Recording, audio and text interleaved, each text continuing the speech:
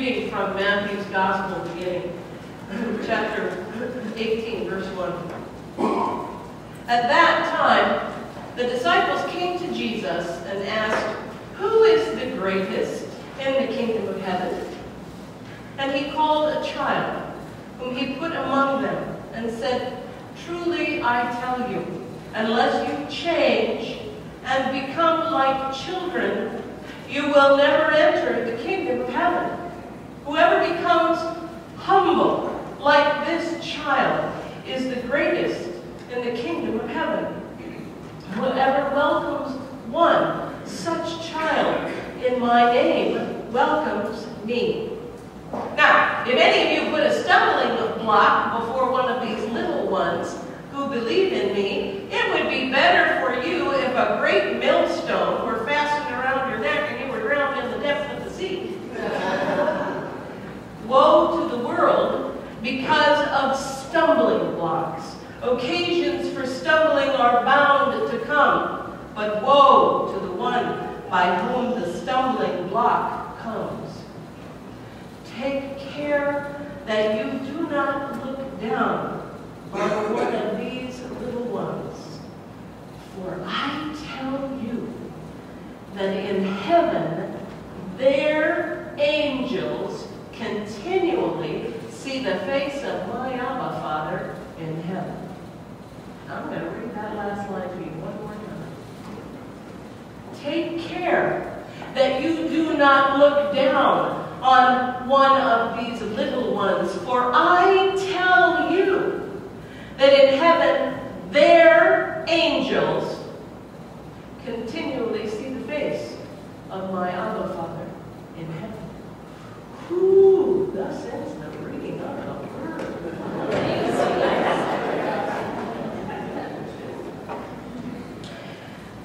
Now, Mark and Matthew both wrestle with this particular passage of Scripture, and the story, it's hard to kind of figure out where the disciples are going when they come to Jesus and they say, okay, who's the greatest? Who is the greatest in the kingdom of heaven? Are they? Now, Peter, James, and John have, in chapter 17, have been up on the Mount of Transfiguration with Jesus, witnesses to Jesus' transfiguration in the company of Moses and Elijah, and they may be saying, well, you know, who is it? Is it Moses? Is it Elijah? Is it John the Baptist? Who is the greatest in the kingdom of heaven? It really doesn't matter who they're asking about. It really doesn't matter if they're asking about Jesus, or if they're asking about Elijah, or if they're asking about John, or Moses, or Abraham, or David, or all of those who have gone before, because Jesus puts the kibosh on it immediately and picks up a child and puts it in front of the disciples and says, here, this, I tell you, this is the greatest in the kingdom of heaven. This child, if you cannot be like this child, if you cannot change and turn around and be like this child, you will never enter the kingdom of heaven. Huh? Huh? Now, in those days, the children were a little different. They weren't worshipped quite the way they are now. You know what I'm talking about. Children were not valued in those days. Children could be bought and sold. You're aware of that, I'm sure. Children were chattel. They were property. And when they were orphaned and they had no one to take care of them, they had no one to take care of them. They were nothing of value in the world. Now, if you were somebody who had property, it was important for you to have at least an heir who was a son. But the rest of them out there, beyond the first one, were not as important. Children could, what was it, W.C. Fields? He wasn't the one who said it. Children should be seen and not heard. Yeah. Well, in that society, they weren't even seen. In that society, they weren't seen, never mind heard. Nobody could look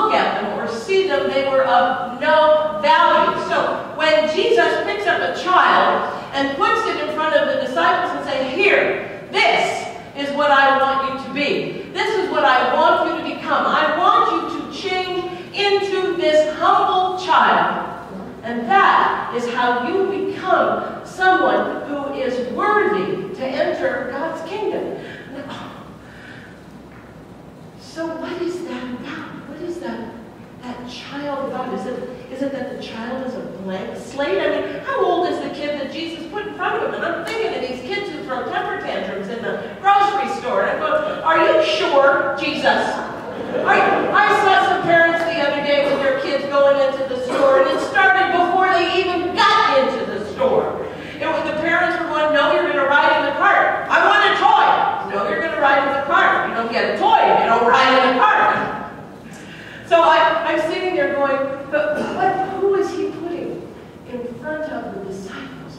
Is it the child that is the symbol of innocence? Is it the child that is one who, because nobody's taken it away from him yet, still believes in Santa Claus? It's the child that believes. It is the child that believes what you tell them. It is the child that believes you are telling them the truth. It is the child from whom you are not keeping secrets. It is the child in front of whom you do not put stumbling blocks to believe. Now, what am I talking about when I'm talking about stumbling blocks? Well, let's talk about them. Stumbling blocks are cynicism.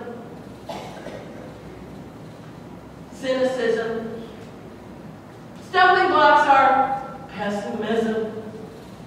Stumbling blocks are the things that happen to us as we grow through life. Stumbling blocks are what happens when we get kicked in the teeth.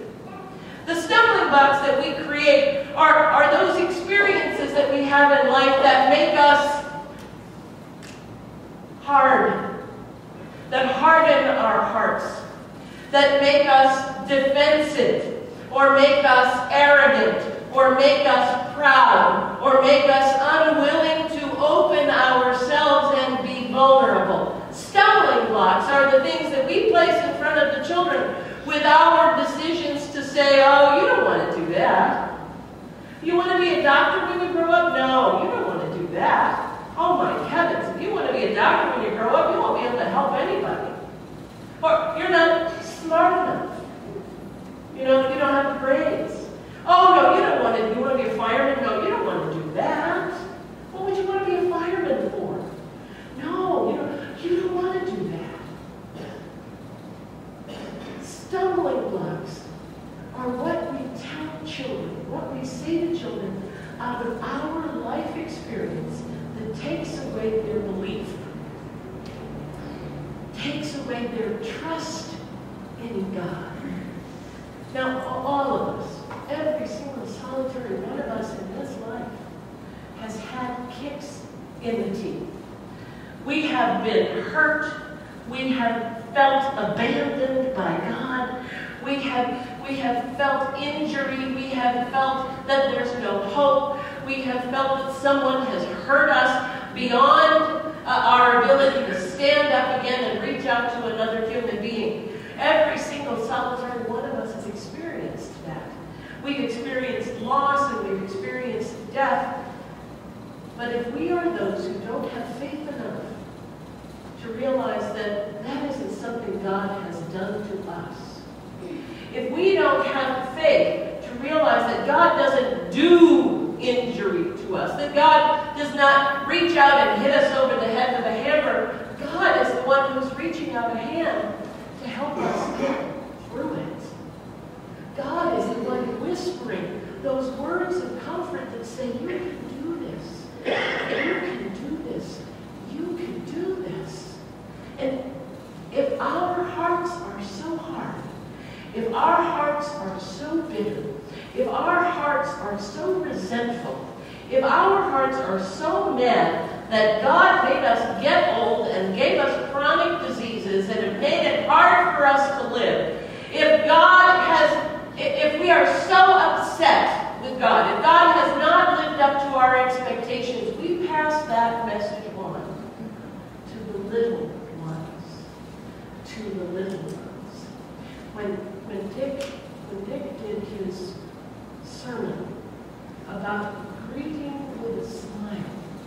about reaching out and welcoming with a smile. Beyond the handshake, your heart has to be smiling too. You have to be those who are believing that you are in a place of healing, that you are in a place of comfort, that you are in a place of connection with God, and there is nothing, absolutely nothing in this world that can separate you from the love of God in Jesus Christ. That mysterious verse 10 in chapter 18 that talks about their angels.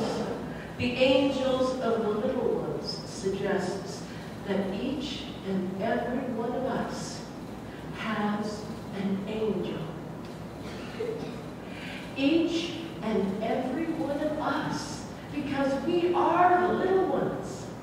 We are all the little ones. We all have an angel. And that angel has a face-to-face with God on our behalf every single day. So if you can, when you go home today, I want you to connect with your angel. I don't know if you had any idea what your angel looked like. Maybe then you look in the mirror and you see yourself. And that's your angel. You've got an angel.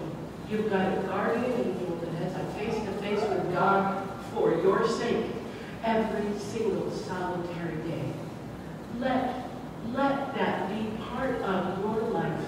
Let that be your entry ticket into the kingdom of heaven. And don't let anyone be your stumbling block.